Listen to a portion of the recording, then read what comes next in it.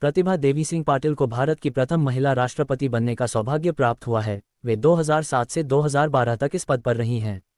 1 जून 2019 को भारत की पूर्व राष्ट्रपति प्रतिभा पाटिल को विदेशियों को दिए जाने वाले मेक्सिको के सर्वोच्च नागरिक पुरस्कार Orden Mexicana de l'Aguila Azteca Order of Aztec Eagle से सम्मानित किया गया। यह पुरस्कार मेक्सिको के राजदूत मेल्बा प्रिया ने पुणे के MCCIA भवन में आयोजित एक विशेष समारोह में पाटिल को प्रदान किया। प्रतिभा पाटिल यह पुरस्कार पाने वाली भारत की दूसरी राष्ट्रपति बनी। इससे पहले यह सम्मान राष्ट्रपति S. राधाकृष्णन को दिया गया था।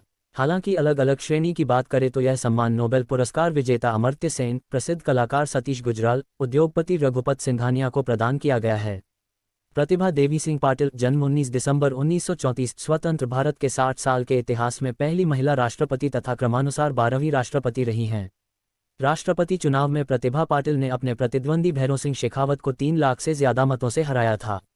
प्रतिभा पाटिल को 6,38,116 मूल्य के मत मिले, जबकि भैरों सिंह शेखावत को 3,31,306 मत मिले। उन्होंने 25 जुलाई 2012 को संसद के सेंट्रल हॉल में आयोजित समारोह में नवनिर्वाचित राष्ट्रपति प्रणब मुखर्जी को अपना कार्यभार सौंपते हुए राष्ट्रपति भवन से विदा ली। प्रारंभिक जीवन। महाराष्ट्र के जलगांव जिले में जन्मी प्रतिभा के पिता का नाम श्री नारायणराव पाटिल था। साड़ी और बड़ी सी बिंदी लगाने वाली यह साधारण पहनावे वाली महिला राजनीति में आने से पहले सामाजिक कार्यकर्ता के रूप में कार्य कर रही थी। उन्होंने जलगांव के मूलजी जेठा कॉलेज से स्नातकोत्तर MA और मुंबई के गवर्नमेंट लॉ कॉलेज मुंबई विश्वविद्यालय से संबद्ध से कानून की पढ़ाई की। वे टेबल टेनिस की अच्छी खिलाड़ी थीं तथा उन्होंने कई अंतर्विद्यालयी प्रतियोगिताओं में विजय प्राप्त की। 1962 में वे MJ कॉलेज में कॉलेज क्वीन चुनी गईं। उसी वर्ष उन्होंने अदलाबाद क्षेत्र से विधानसभा असेंबली के चुनाव में भारतीय राष्ट्रीय कांग्रेस के टिकट पर विजय प्राप्त की। उनका विवाह शिक्षाविद देवी सिंह रण सिंह शेखावत के साथ 7 जुलाई 1965 को हुआ। उनकी एक पुत्री तथा एक पुत्र है। श्री शेखावत के पूर्वज राजस्थान के सीकर जिले के लोसल छोटी गांव से थे और बाद में जलगांव महाराष्ट्र जाकर बस गए थे। राजनीतिक जीवन। श्रीमती पाटिल ने 27 वर्ष की अवस्था में 1962 में राजनीतिक जीवन का प्रारंभ कांग्रेस के वरिष्ठ नेता और महाराष्ट्र के भूतपूर्व मुख्यमंत्री यशवंतराव चव्हाण की देखरेख में प्रारंभ किया। 1962 से 1985 तक वे 5 बार महाराष्ट्र विधानसभा की सदस्य रहीं। इस दौरान वर्ष 1967 से 1972 तक वह महाराष्ट्र सरकार में राज्य मंत्री और वर्ष 1972 से 1978 तक कैबिनेट मंत्री रहीं। उन्होंने कई महत्वपूर्ण मंत्रालयों का कार्यभार संभाला।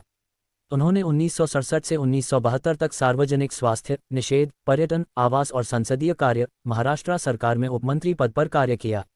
वे 1972 से 1974 तक महाराष्ट्र सरकार के समाज कल्याण विभाग, 1974 से 1975 तक सार्वजनिक स्वास्थ्य और समाज कल्याण विभाग, 1975-1976 तक पुनर्वास और सांस्कृतिक कार्य विभाग और 1977 से 1978 तक शिक्षा विभाग में कैबिनेट मंत्री के पद आसीन रहीं। लेकिन जब 1979 में कांग्रेस पार्टी महाराष्ट्र विधानसभा में विपक्ष में पहुंची तो प्रतिभा पाटिल लगभग 1 वर्ष तक विपक्ष की नेता रहीं। 1982 से 1985 तक फिर वे महाराष्ट्र सरकार में शहरी विकास और आवास तथा 1983-1985 तक नागरिक आपूर्ति और समाज कल्याण के विभागों में कैबिनेट मंत्री रहीं। 1985 में वे राज्यसभा पहुंची और 1986 में राज्यसभा की उपसभापति बनी। 18 नवंबर 1986 से 5 नवंबर 1988 तक वे सभापति, राज्यसभा भी रहीं। वे 1986 से 88 के बीच लाभ समिति की अध्यक्षा और सदस्य, व्यापार सलाहकार समिति, राज्यसभा भी रहीं। श्रीमती प्रतिभा देवी सिंह पाटिल प्रदेश कांग्रेस समिति महाराष्ट्र की अध्यक्षा, 1988-1990 राष्ट्रीय शहरी सहकारी बैंक एवं ऋण संस्थाओं की निदेशक, भारतीय राष्ट्रीय सहकारी संघ की शासी परिषद की सदस्य रही हैं। 1989-1990 में वे महाराष्ट्र प्रदेश कांग्रेस की प्रमुख बनी। उन्हें वर्ष 1991 में 10वीं लोकसभा संसद के निचले सदन के लिए निर्वाचित किया गया और उन्होंने 1991 में अध्यक्षा, सदन समिति, लोकसभा के रूप में भी कार्य किया। श्रीमती पाटिल को 8 नवंबर 2004 को राजस्थान की राज्यपाल के रूप में नियुक्त किया गया। उन्होंने भारत के राष्ट्रपति मृतकड़िया पद पर निर्वाचन के लिए 22 जून 2007 को राज्यपाल के पद से इस्तीफा दे दिया। सामाजिक और सांस्कृतिक गतिविधियां। उन्होंने महिलाओं के कल्याण के लिए कार्य किया और मुंबई, दिल्ली में कामकाजी महिलाओं के लिए छात्रावास, ग्रामीण युवाओं के लाभ हेतु जलगांव में इंजीनियरिंग कॉलेज के अलावा श्रम साधना न्यास की स्थापना की।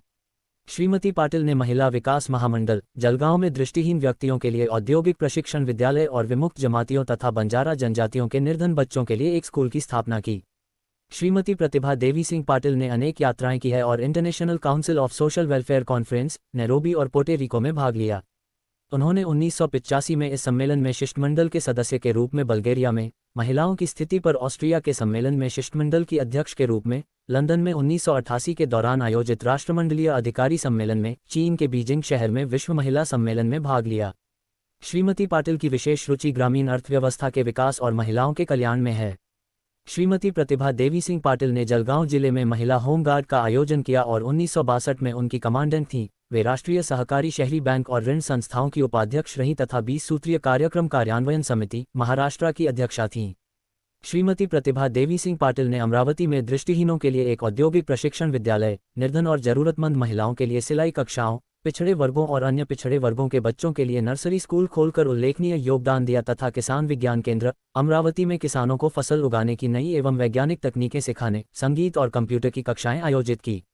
प्रमुख विवाद। प्रतिभा पाटिल के साथ सबसे पहला विवाद तब जुड़ा जब उन्होंने राजस्थान की एक सभा में कहा कि राजस्थान की महिलाओं को मुगलों से बचाने के लिए पर्दा प्रथा आरंभ हुई।